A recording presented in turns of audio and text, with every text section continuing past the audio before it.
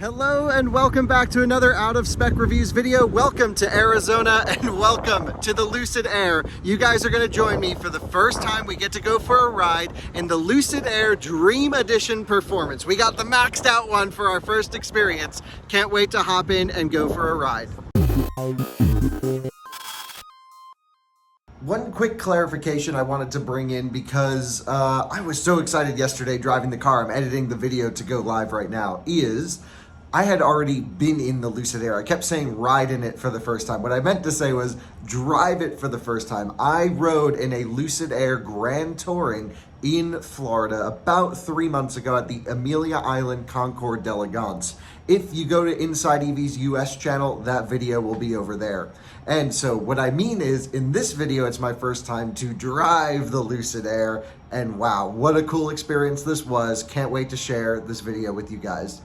Just for reference, this is the Lucid Air Dream Edition. This is a limited production model. We are also going to be driving in the Dream Edition P, which is for performance, so about 490, 480 miles range, something like this. You can get a performance range that will have 520 miles of range.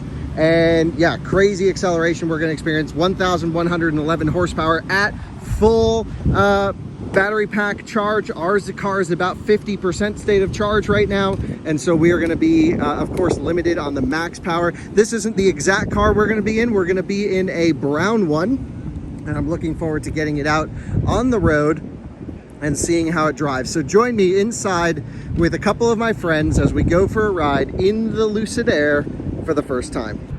You join me inside of the Lucid Air now. We are in the Dream Edition Performance, which is the 1,111 horsepower. Yes. At least it would be if it was fully charged. We're at about 50% state of charge, so we're going to see how fast it is. Of course, we'll try that. I'm joined by my two friends, Ricky and Tom, in the back, and my new friend, David, up front here. David works for Lucid and is properly car sick after driving with Tom, I'm sure. At least I am. Just joking. So we had an absolute blast. Right now, just in terms of the way we have the car set up, is we have it in a few different driving modes. The first is smooth, so smoothest suspension, smoothest power curve. We have the Regen set to full, yes, which is off throttle only Regen, no brake pedal blending. And then we have hold mode on. What I'm curious to find out though is how the low speed tuning of the motors are. So I'm just going to inch up and down this road. It's going to feel kind of weird just for a half a second. So I lift off the throttle, it pulls us all the way down to 0 miles per hour, and it holds us there. That was so smooth. Now we're talking. If I tip into the throttle lightly, do we feel some motor cogging? It releases the brakes very nicely, and so smooth. When I went for a ride in the Lucid a few months ago, I mentioned that we had a little bit of motor cogging at low speed. Here it feels really great. It does let the car roll though. We're on a little bit of a downhill. When I lift off, it does eventually grab the friction brakes, but we're coasting. Now it grabs friction brakes. Very nicely tuned. I'd actually like to see that time decreased a little bit to bring us to a full stop sooner, but that's nice. Air conditioning fan's going to be loud for this particular portion. It has to do some extra cooling because it's freaking hot outside here in Arizona. Do we know what the temperature is? It is Toasty. 91 degrees. Nice. And yeah, one pedal driving, doing a really good job pulling us down to a stop here. Interesting, the turn signal noise is this very odd electronic signature, and with the turn signals we get a visual representation in the screen as to what's happening on the side of the car. You guys have seen us test Hyundai Kia products before, specifically EV6 recently. It does a very similar thing, although I have to say I think this looks a little bit nicer. 209 miles, 208 miles of projected range right now, with the battery sitting just left of 50%. That's impressive.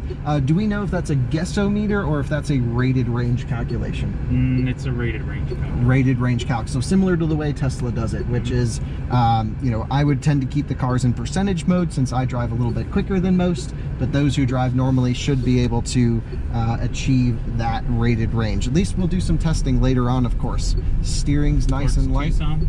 Heading east towards Tucson, so a left up here.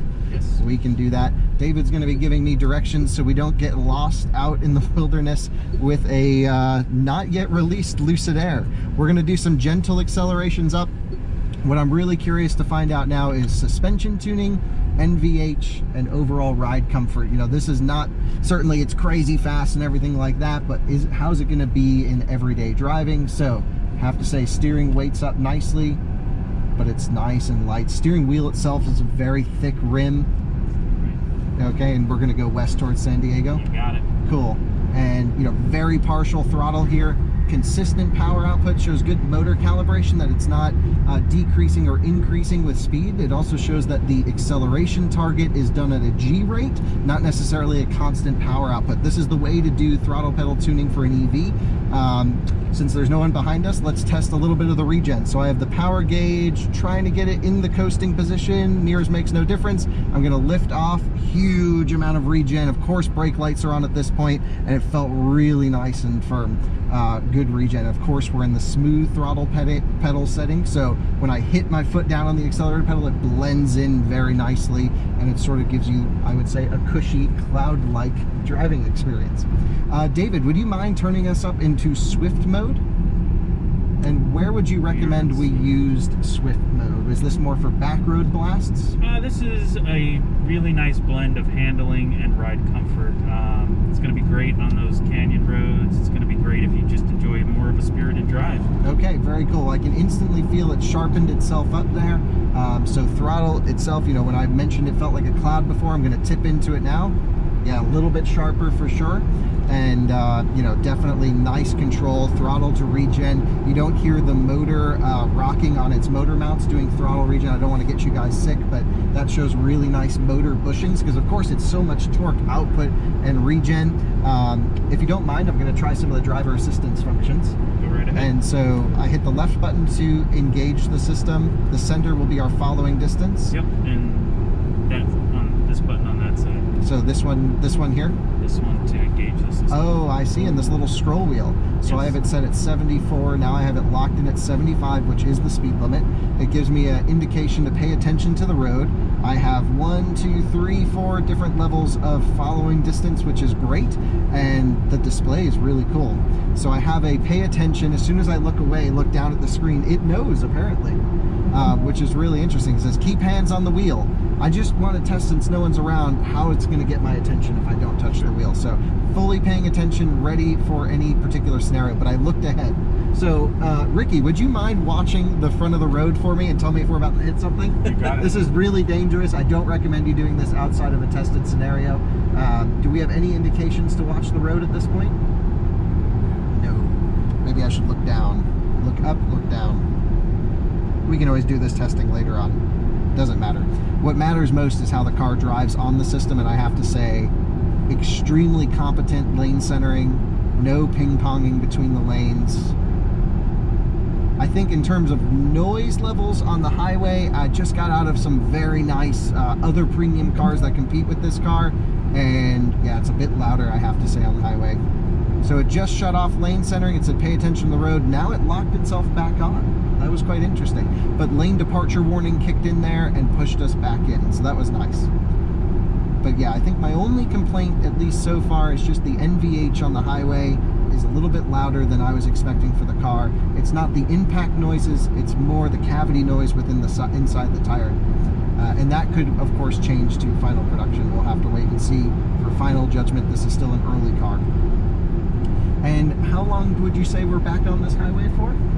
We should have another 2 miles. Another 2 miles, cool. So what I'm gonna do is turn off driver assistance at this point. So I've disengaged all driver assistance. Throttle pedal mapping is pretty interesting when that happens. And if you're okay, I'd like to try a little bit of acceleration in the middle Swift mode. Cool. Go for it. We will do it. So let's not see it. We'll use this guy as our gauge. He'll be freaked out, but that's okay. Foot down. So that's a big number. We don't need to share what it is, of course, allegedly. And extremely smooth acceleration at high speed. I think something I experienced when I was able to go for a ride months ago at Amelia Island with the Lucid was the crazy performance after 50 miles per hour in this car, which is truly insane. And we're not even in the sprint functionality. Now the Dream Edition that we're in has two different versions. You have a Dream R for range, which gets 520 miles of range, is it? You got it. Okay, and then you have the Dream P, which is the power, but you lose a little bit of the range because you get the big wheels and maybe some other things. And what is the range of this particular car? 471 miles. 471 miles, which is still a ton of EPA rated range. So we'll be exiting here, and we have the car in Swift mode. So if you don't mind, I'm going to do a little bit of a braking test since no one's behind us when we get off. Is everyone okay? All right, you guys really hold on because I'm going to stand on the brake pedal. Great ABS calibration through the pedal, so I could feel it kick on. Obviously strong braking performance. It's a heavy car, it's a hot day, we're gonna have good grip, but I thought that the ABS calibration kicked on soon, kept the tires at threshold braking. You could hear them screaming. It's exactly what you want, about 10% slower rotation than the car's movement speed. I have to say, really impressed with that. Pedal firmed up really quickly as well. So now moving on to the right. David, since it's a pretty empty road, would you mind if we do a little bit of a sprint start? Go for it. Cool. So we have it in full crazy mode. Just going to make sure no one's around. A little bit of downhill. Don't use anything here for 0 to 60 calculations. Is there a launch functionality on this car? No. Okay, so we'll just smack it down. Full throttle and go. Oh. Hard 50 miles an hour, really ramps up and just pulls harder and harder the faster you go. Pretty insane. I have to say the launch is not as violent without the full crazy launch mode, which I believe will be coming for final production. But once you get this thing off the ground, man, does it really motor. That's impressive.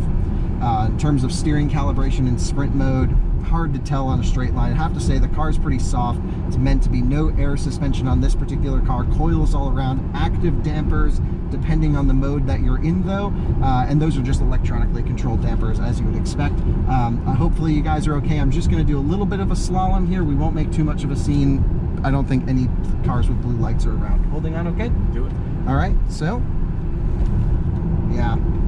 So you can feel the initial weight transfer is controlled really nicely. For being so compliant on the road, I have to say it really does firm up once the weight moves over. That felt great. Steering felt precise, and you know, it's hard to get an impression on a straight road like this of how the car is going to handle on a back road. Of course, we'll test this when we get it back to Colorado and shred it up the canyons and everything, but again, that's not really the main point of this car. The real point of this car is to drive it in smooth mode, how I would drive it every day. Kick back, relax, try one of the two massage settings, air conditioning seat, cranking away, doing a great job, and just chilling. How are you guys doing in the back, by the way? It's comfortable back here. I wanted to ask you about how do you feel about the seat?